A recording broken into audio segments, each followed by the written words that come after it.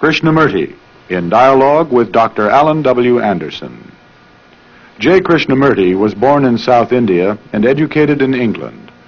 For the past 40 years, he has been speaking in the United States, Europe, India, Australia, and other parts of the world. From the outset of his life's work, he repudiated all connections with organized religions and ideologies and said that his only concern was to set men absolutely, unconditionally free. He is the author of many books, among them The Awakening of Intelligence, The Urgency of Change, Freedom from the Known, and The Flight of the Eagle. This is one of a series of dialogues between Krishnamurti and Dr. Alan W. Anderson, who is professor of religious studies at San Diego State University, where he teaches Indian and Chinese scriptures and the oracular tradition.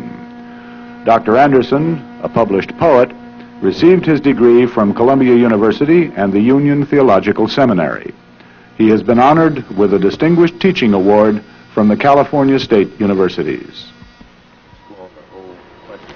Mr. Krishnamurti, I was very taken with a recent statement of yours in which you said that it's the responsibility of each human being to bring about his own transformation, which is not dependent on knowledge or time.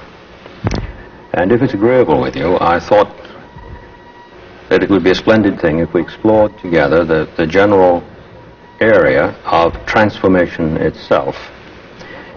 And after we've done that, perhaps the other related areas would begin to fall into place, and we could bring about in conversation a relationship among them.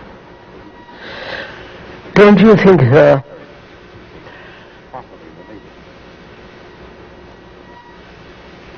considering what's happening in the world, in India, in Europe, and in America, the general degeneration in literature, in art, and especially in the deep cultural sense, in the sense religion. Yes. There is a traditional approach, a mere acceptance of authority, belief, which is not really the religious spirit. Seeing all this, the confusion, the great misery, the sense of infinite sorrow,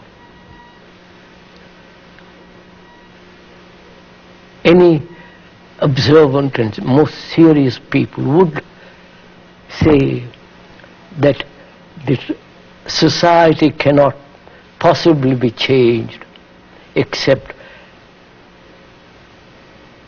only when the individual, the human being, really transforms himself radically, that is, regenerates himself fundamentally.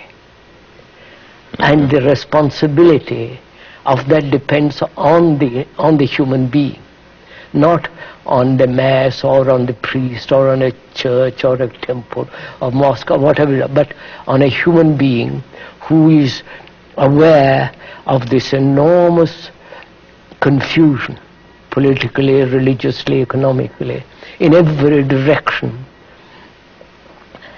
There is such misery, such unhappiness. And when you see that, it is a very serious thing to ask oneself whether a human being like oneself or another, whether he can really deeply undergo a radical transformation. And when that question is put to him, and when he sees his responsibility in relation to the whole, then perhaps we can discuss what relationship has knowledge and time in the transformation of man. I quite follow. We'd need then to lay some groundwork That's in order right. to Yes. move into the question itself. Yes, because most people are not concerned with the world at all. Most people are not concerned seriously with the events, with the chaos, with the mess in the world at present. They're only concerned very superficially. Problem of energy, problem of pollution, and so on, such superficial things. But they're really not deeply concerned with the human mind, the mind that is destroying the world. Yes, I quite follow. What you've said places in a very cardinal way the radical responsibility on the individual as such, if I've understood you correctly. Yes. There are no 5-year plans that we can expect to help us out. The word individual really